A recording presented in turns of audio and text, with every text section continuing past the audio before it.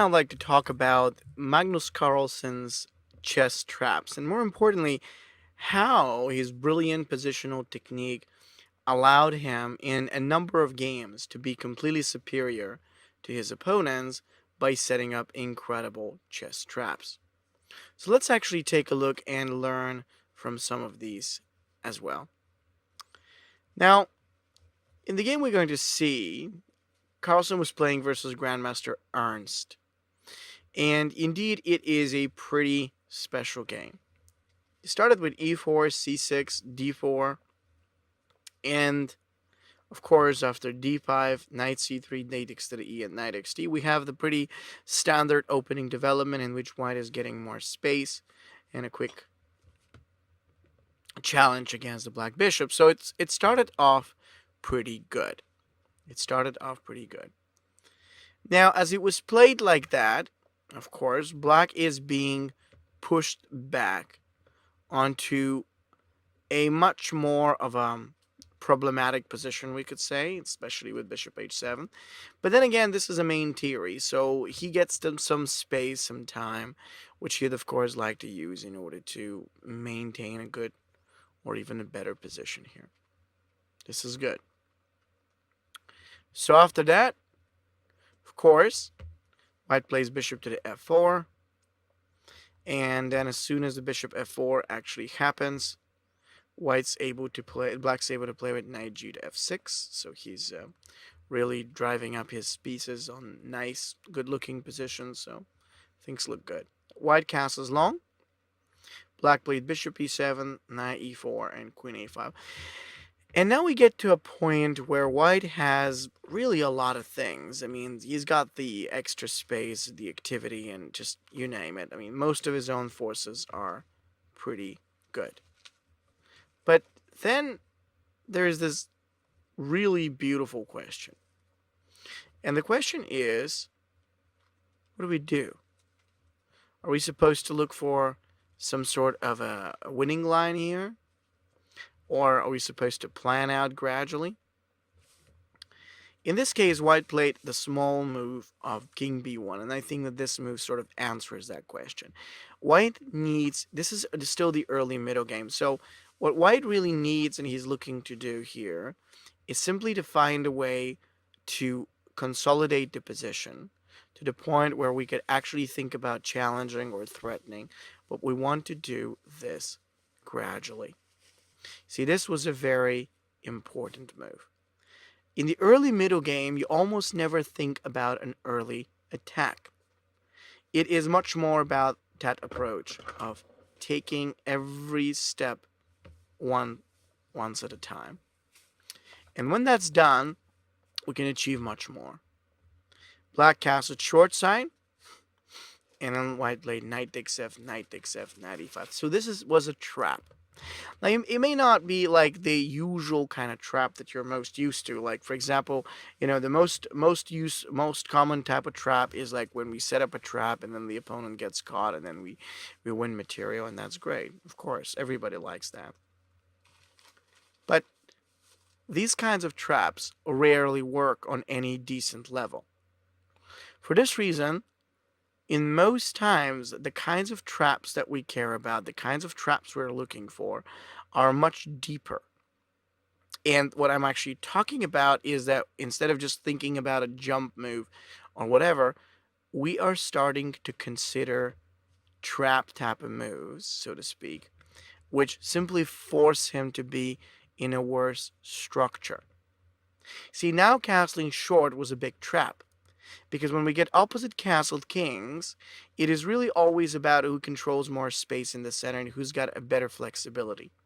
So while we see that white's going to need just 2 to 3 moves so that he could advance and quickly break through on the king side, we realize how difficult it is going to be for black to achieve anything similar on the other side of the board. And that matters a lot. It's everything, really, in the position. A lot of times, people do not evaluate the prospects of a certain position. And it feels really bad because when a player does not evaluate the prospects of a position, they actually miss great ideas. I'm talking about both for the opponent and themselves as well. So whenever you have a position in which you have to think about, ideas, or do I do that, and how would I assess this type of thing, my major suggestion is think carefully, and I mean it seriously. Think about who's got more opportunities, what are the different type of resources. So that's a very valuable thing. And now we can actually think about the possibility of playing rook g1, g4, to g5, and that makes a great sense. So evaluating the black pieces going against the white king in such a way sounds like an almost impossible task. Even if he sets up the rook on c8, and even if he gets ready and plays the move of c5, even then, it is still going to sound like a very difficult or almost impossible task. The most important is to evaluate. And don't evaluate just how it looks right now. That's one of the biggest mistakes that most people do when they play.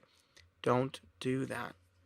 Instead, think about the prospects. What will this lead to eventually? And so when white played knight takes f6, knight x6, and then knight e5, we actually understand what this whole thing was all about, really. It's just that g5 and g4 and g5 is there. Black is behind, and he's not feeling good. Not any good. I mean, it's just white's pieces are coming together as opposed to black's, which are just down below, not in a good position, certainly not actually, like standing close. So what comes out next is just as interesting. I mean, the reality is that after this was played, black played with the move of rook a to the d8, and what do we do now? It's a great looking knight, which stands wonderfully on the e5 square. And then we also have a great looking bishop, and we have a great looking queen, and we've got a perfect game against the king. So it definitely does feel like white has already achieved quite a bit with this position. But what to do now? Next move, queen e2.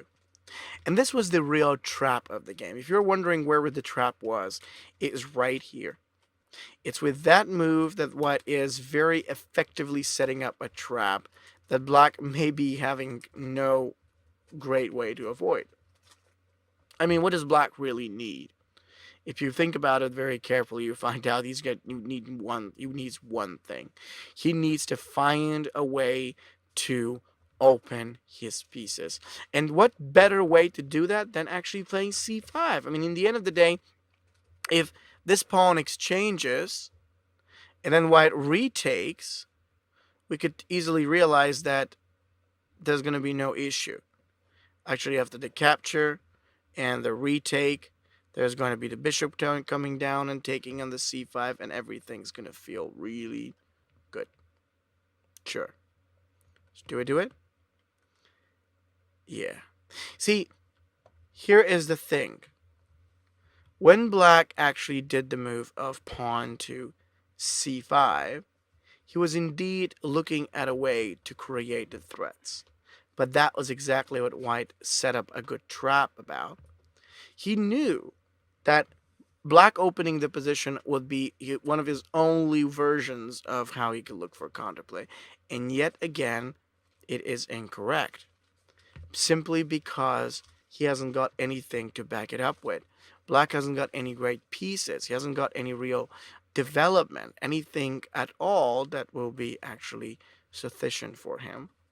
So in that aspect, what we really have to do is to think of the way to create more problems. And just like actually right after the move of pawn onto the c5, apparently what white had to do is a great move. I need you to think though, because the position here is incredibly interesting, and you might be thinking a little bit more about what white must do. But yeah, give it a moment. Let's see. What should white try in this position?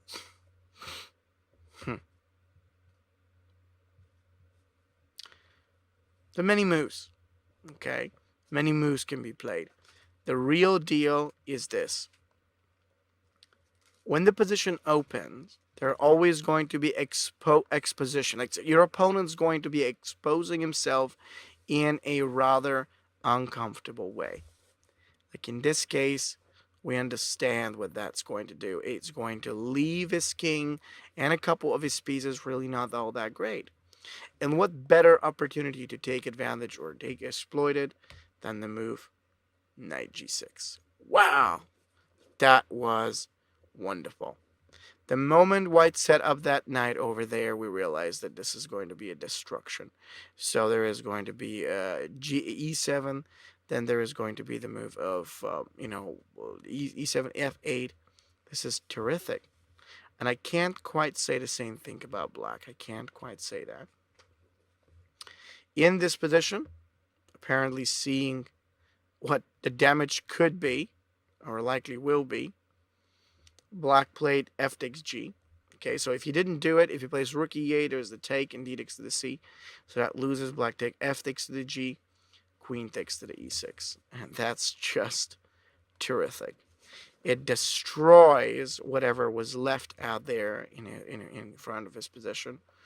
And then as he has to do it, there is a perfect combination. Of course, we just do king h8, king h8, h takes to the g, and then after the black knight came back to the g8 square, which is what he wanted, I suppose, this is where white picked up to do the move of bishop takes h6. Wow. You know, I've often said it, and just I really think about it this way, that if you get the opportunity to open up the opponent's position, it it doesn't matter what he will do. And that's definitely the case right here, because this bishop, this pawn, was the only guardian. The only piece in front of him that was somewhat holding white's threats at bay. And now it is removed. Now the only thing out there that was protecting him is basically removed. So what he's left with is absolutely nothing. Nothing that could keep him safe. The reality is that the game is already over. Black just doesn't know it yet. So he continues with the move of g takes h, rook takes h6, of course, a forcing check coming down against the opponent. And, surely after that, it's like basically black is destroyed. King knight takes h6, queen takes to the e7. We've got queen h7 coming up very quickly next. He played knight f7, g takes f7, king g7, and finally rook to the d3, which was dreadful. That rook is now coming together. It's going to go that quickly against the our position, the position on the g3, and just black doesn't have anything. It's great. See, it's not about what you think about pieces. I always say it is about what your pieces can do. Where can they go? What type of strategy or tactics they could deliver. And in that specific case, white's pieces are simply grand. They are amazing. What about black? I don't know. I mean, looking at his own pieces, the only thing I see is damage, danger, and just you name it. Rook d3, black plays this, check, here, another check, king f7, check again, and queen d7 was basically the finale on how white finished him off. It didn't have to be that way, but it just happened to be, and so black was losing. I love this. This was a great example, a really wonderful example of setting up a positional trap and executing it to its perfection. Let's take a look at how Carlsen did it in another game. Now here's a game that Carlsen played versus a different player. Like, he was not a grandmaster, and Carlsen was only 12 years old at the time, rated 2070. Now, this is, in my opinion, a brilliant example to show how an opening trap could work perfectly if you have it set up well. Let's take a look and see. After the moves of e4, c5, knight f3, knight f6, white played knight to c3, and then black did d5. Now, to be honest, d5 does not work. I mean, it does work, but not for black exactly. It works for white. And in that respect, as soon as black actually came up with that move, we understand that this is definitely going to work out, in a horrible direction. So, it's a big thing. Now, what does white do after that last move? Well, actually, this is a great idea because white doesn't have to worry. Right after the move of pawn up to the d5, which was done, white played edicts to the d. This is the kind of trap. A lot of times, the idea of trapping the opponent in the opening is to basically let him begin first. Let him start the tactics. Let him do all these, unjust activities before he's got the development right. And it's because he'll do these things before he's having the development. You can get a great opportunity to counter him more successfully. That is how it is often done.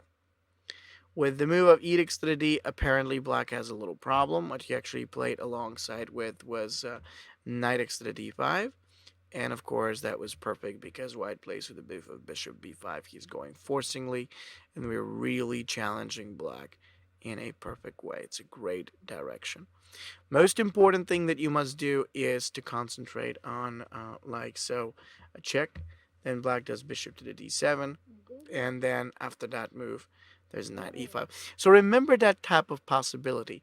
What you must be doing is to focus your attention at attacking moves, forcing moves, possibilities to expand.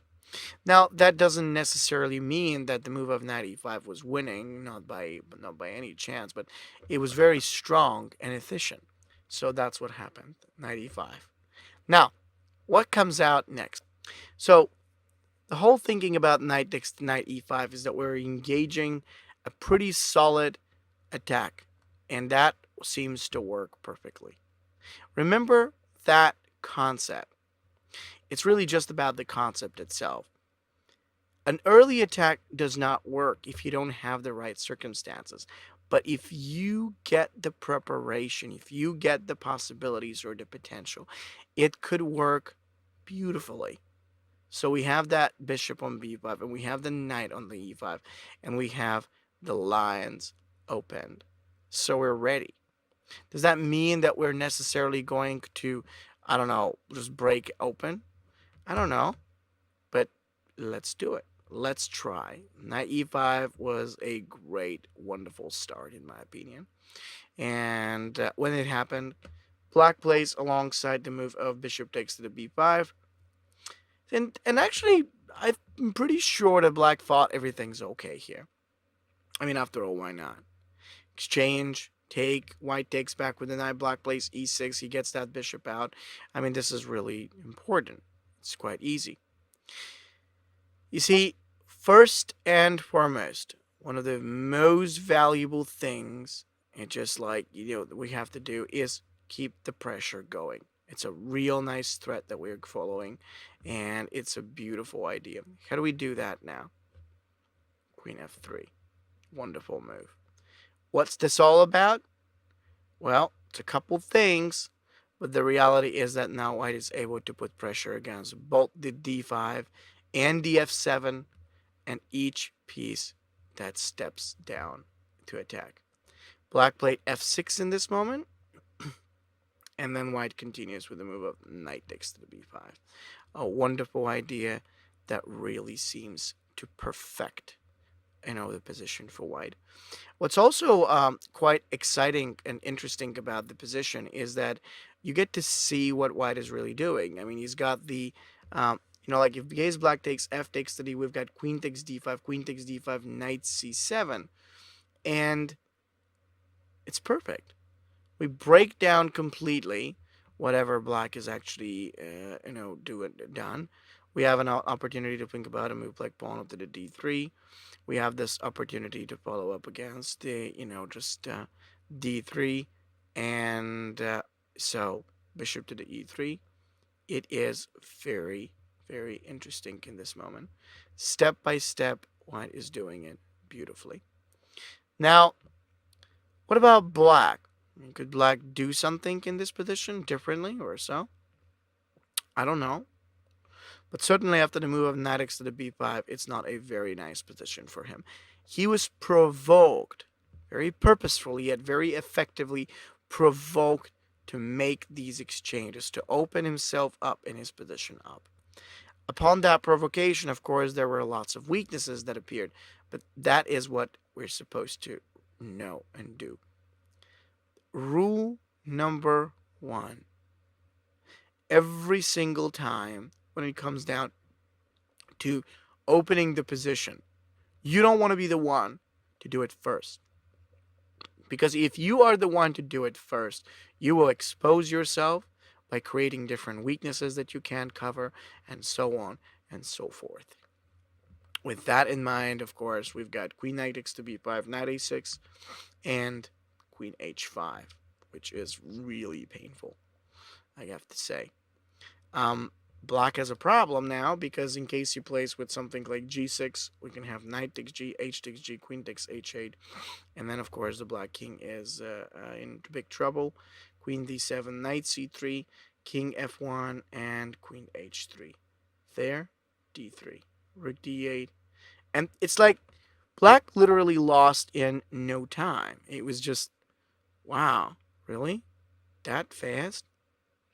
But that's what happened. And it was good and was easy.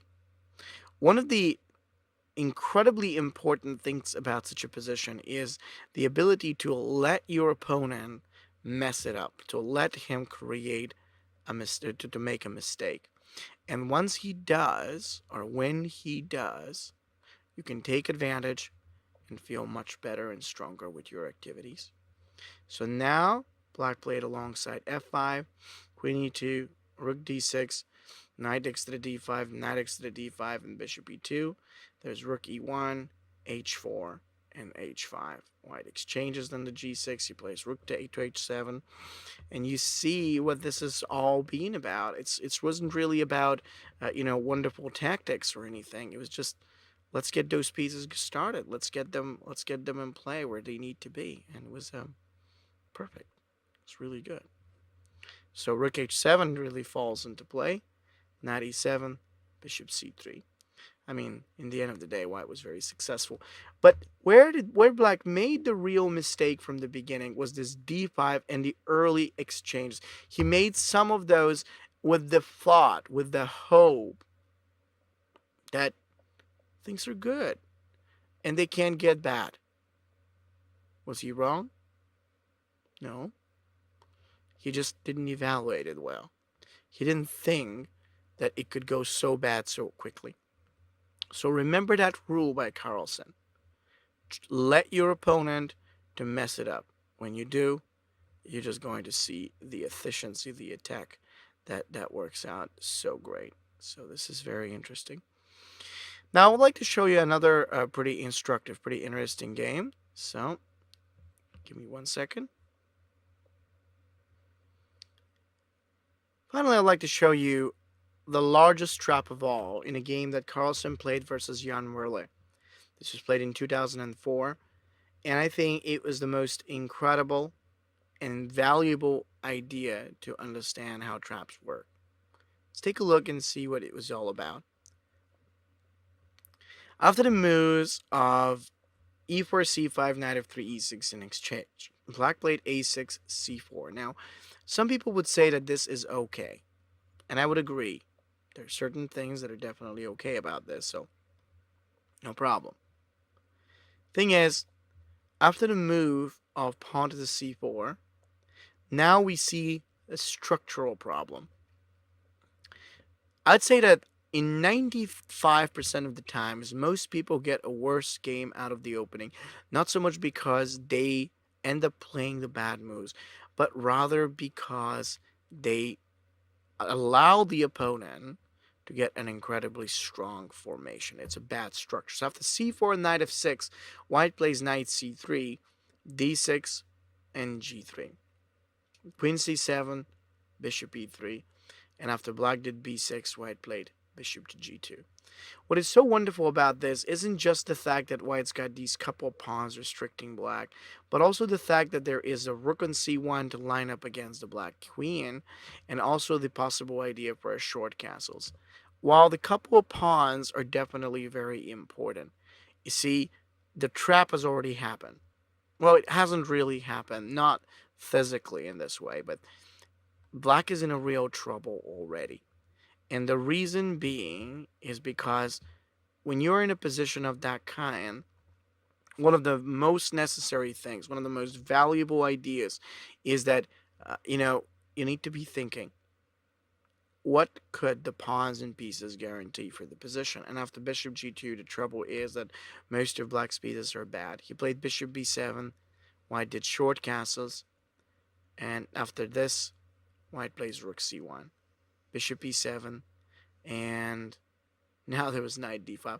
And you see the real trap taking place right now.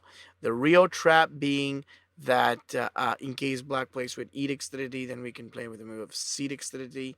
Then we can get the rook, in order to challenge and attack against the black queen. And we could see moves like knight f5 and others being really dangerous. One of the most powerful things is the idea that a player is going to be fairly weak unless he could find a way, or unless he could discover a possibility to open. And now we understand, we realize it. The knight d5 move is perfect. It sets us up. It sells the position for white because it gives him the shot versus the queen. And so after edicts to the d, cedicts to the d, we witness a very powerful conclusion. When the position opens, there is going to be only one who succeeds, and this is the more prepared player. Because black is so much down and so backward, white is going to be dominating him every way, in every way possible. So black has nothing that he can do. Queen b8, knight c6, bishop takes to the c, d takes to the c. I want you to pause for a second and just look at the white pieces. Every single one of them attacking, while black has nothing but terrible moves to defend. Exchange and bishop h3. Now you're probably wondering, why didn't black just remove the knight? And you'd be right. The reason why he didn't do it was because there's e5, d takes to the c7 to attack. And then, of course, there could be moves like bishop to c6, king f8, captures, and even a move like b4 that would have killed black due to the knight e6, c8 queen. Wonderful. What a wonderful setup. Even after rook a7, white just took the knight. He returned the material, and he had this incredible position with a beautiful queen, wonderful rook, great bishop, and the opportunity to create pressure. So one may say that knight d5 was the actual trap, and I would disagree. I think it was the way on how white set up this incredible structure that limited black that got him into this position. And so white became super successful.